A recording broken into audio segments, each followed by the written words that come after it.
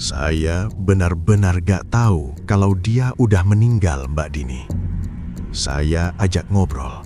Saya ganti infusnya. Saya benerin selimutnya. Tangannya dingin banget.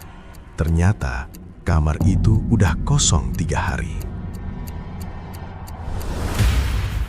Hai pasukan malam, perawat adalah garda terdepan yang menemani pasien, baik saat sembuh maupun saat sakaratul maut. Tapi, ada kalanya pasien yang mereka rawat di shift malam bukanlah manusia. Malam ini, Senal akan berbagi pengalaman traumatisnya di Bangsal Melati. Mbak Siska ini perawat senior ya? Kejadian tahun 2018 ini katanya yang bikin Mbak Siska minta pindah tugas ke Poli Rawat Jalan. Betul, Mbak. Saya nggak kuat mental kalau harus jaga malam lagi di gedung rawat inap yang lama itu. Bangsal Melati itu gedung lama. Posisinya paling belakang dekat kamar jenazah. Itu bangsal kelas 3, isinya pasien-pasien kritis yang rata-rata usianya udah tua. Energinya emang berat di sana. Senior saya pernah bilang, "Sis, kalau lewat jam 2 malam, ada bel bunyi dari kamar 303, cuekin aja. Itu kamar isolasi, lagi kosong." Saya cuma ngangguk, anggap itu mitos. Malam itu, hujan deras. Partner jaga saya lagi istirahat di ruang belakang. Jadi saya sendirian di nurse station. Sepi banget. Cuma suara hujan sama suara mesin nafas dari kejauhan. Tiba-tiba, saya dengar suara langkah kaki. Tapi bukan langkah tegap, melainkan langkah diseret. Srit, srit. Saya pikir pasien lansia mau ke toilet. Saya longok, lorongnya kosong. Nggak lama kemudian, panel bel di meja saya bunyi kencang banget. Lampu merah kelap-kelip. Pas saya lihat nomor kamarnya, kamar 303. Kamar yang kata senior saya kosong. Awalnya saya kesel. Saya pikir ini pasti pasien baru masuk dari UGD pas operan shift tadi, tapi admin lupa catet. Saya ambil senter sama set infus, terus jalan ke sana. Jarak dari nurse station ke kamar 303 itu lumayan jauh. Di ujung lorong yang lampunya remang. Sepi banget. Cuma suara sepatu saya yang kedengaran. Saya ketuk pintu. "Permisi, suster masuk ya?" Saya buka pintu, gelap gulita. Bau obat-obatan campur bau bunga melati yang layu langsung nyergap hidung saya. Saya sorot keranjang. Ada orang. Nenek-nenek rambutnya putih tipis, madep ke jendela. Saya pikir, oh bener kan, ada pasien baru. Saya deketin. "Mbah, kenapa mencet bel? Ada yang sakit?" Dia diam aja, nggak nyaut, nggak gerak. Cuma natap kosong ke arah jendela luar yang lagi hujan. Pas saya lihat mukanya, pucat banget, Mbak. Bibirnya biru, matanya celong ke dalam. Saya pikir dia kritis atau hipotermia kedinginan. Saya pegang tangannya mau cek nadi. Dek, dinginnya kayak megang es batu yang baru keluar dari kulkas. Dan kaku, gak ada denyut nadinya. Saya lihat infusannya macet. Darahnya naik ke selang. Tapi darahnya hitam, Mbak. Saya benerin selangnya. "Sebentar ya, Mbah, saya benerin, biar gak sakit." Pas saya lagi nunduk benerin infus, tiba-tiba dia nengok.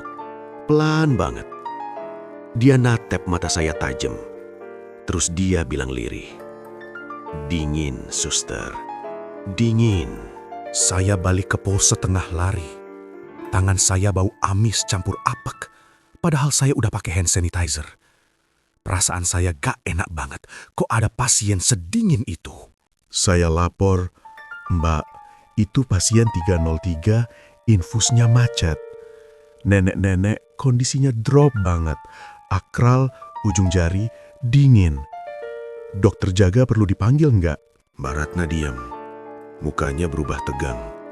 Dia bilang pelan, "Sis, kamu ngantuk ya? Kamar 303 itu kosong. Kuncinya ada di laci saya dari kemarin." Saya ngeyel. "Enggak, Mbak. Tadi belnya bunyi. Saya masuk, orangnya ada." Saya buka buku status pasien.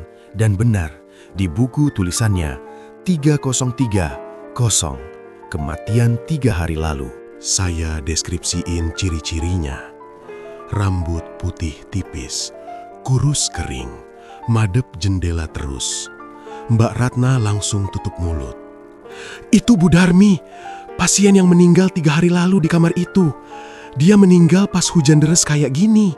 Mbak Ratna nggak berani ngecek berdua doang. Kita panggil satpam. Pak, tolong cek 303, ada yang mainin bel. Kita jalan berempat ke sana. Lorongnya rasanya makin panjang. Lampu di depan kamar 303 udah nggak kedip-kedip lagi, tapi mati total. Pas sampai sana, pintu yang tadi saya tutup rapat sekarang sedikit kebuka celah segaris. Padahal Mbak Ratna bilang kuncinya di laci. Ternyata kuncinya emang nggak kepasang di pintu. Satpam dorong pintu. Krit. Pas disenterin, kosong melompong, Mbak. Gak ada kasur, gak ada selimut, gak ada infus. Cuma ranjang besi tua yang berdebu. Jendelanya juga kekunci rapat. Tapi Pak Satpam nyenterin kasur itu. Kita semua diam. Kasurnya berdebu tebel, tapi ada cetakan bentuk badan orang tidur di situ.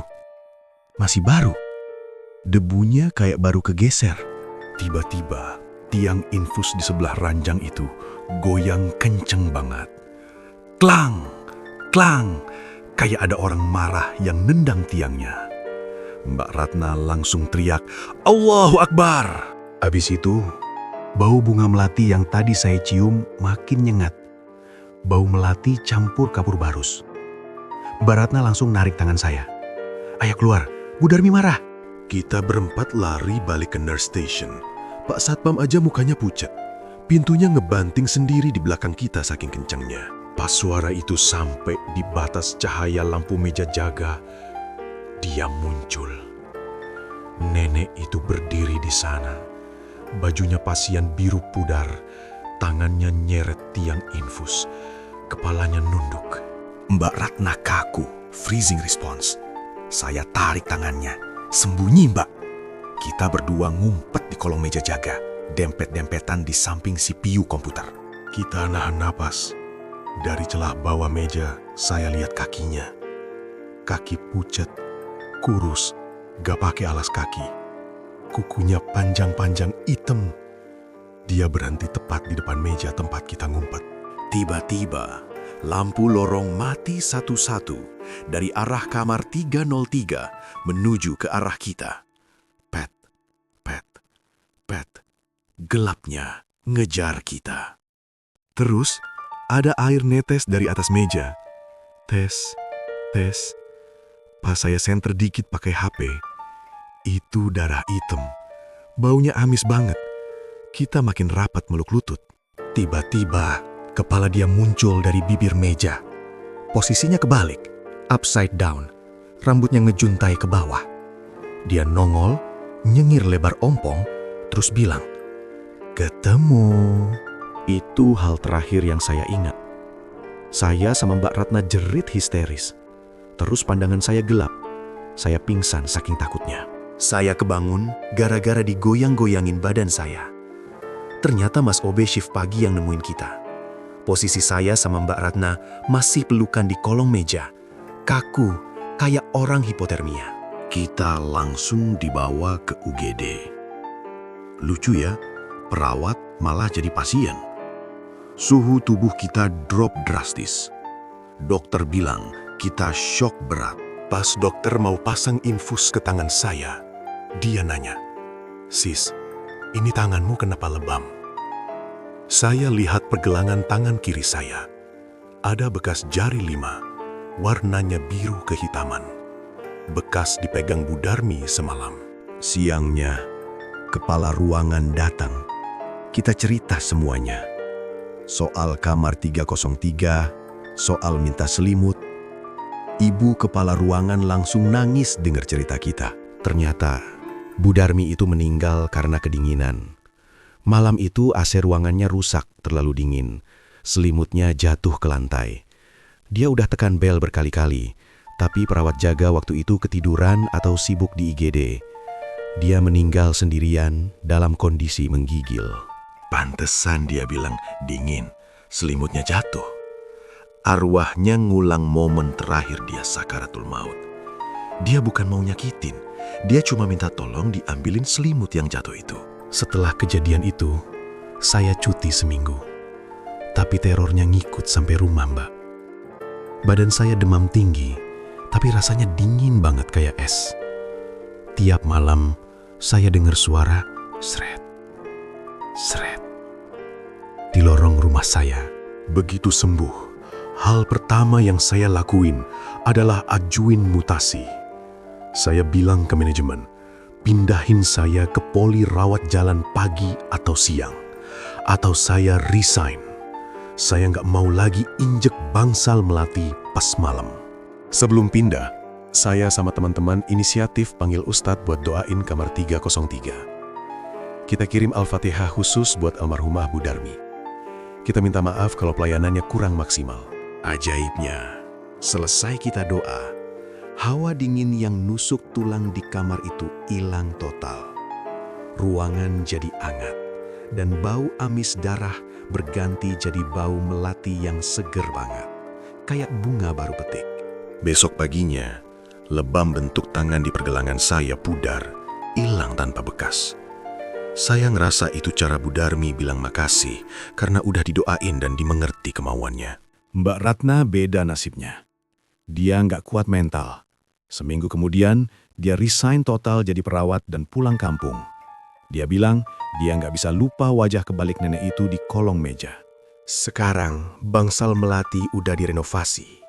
Tapi khusus kamar 303, manajemen mutusin buat jadiin itu gudang alat kebersihan. Gak ada yang berani jadiin itu ruang rawat lagi. Saya sekarang dinas di Polimata, kerjanya pagi sampai sore. Hidup saya lebih tenang. Gak ada lagi teror bel bunyi tengah malam, atau suara langkah kaki diseret. Kisah ini bukan cuma soal hantu, tapi soal humanity.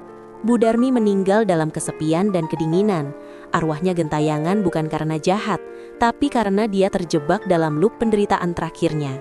Buat teman-teman sejawat, perawat, bidan, dokter, rawatlah pasien kita kayak keluarga sendiri. Jangan cuek, karena kita gak tahu. Mungkin selimut yang kita pasang atau senyum yang kita kasih adalah hal terakhir yang mereka rasain sebelum berpulang. Seperti biasa, percaya atau tidak, kembali ke kalian. Ambil positifnya, buang negatifnya. Jangan lupa berdoa, karena rumah sakit adalah gerbang antara kehidupan dan kematian. Terima kasih sudah menemani Siska malam ini. Kalau kalian punya pengalaman horor di rumah sakit, tulis di kolom komentar. Jangan lupa subscribe untuk cerita selanjutnya. Sampai jumpa di kegelapan selanjutnya. Bye!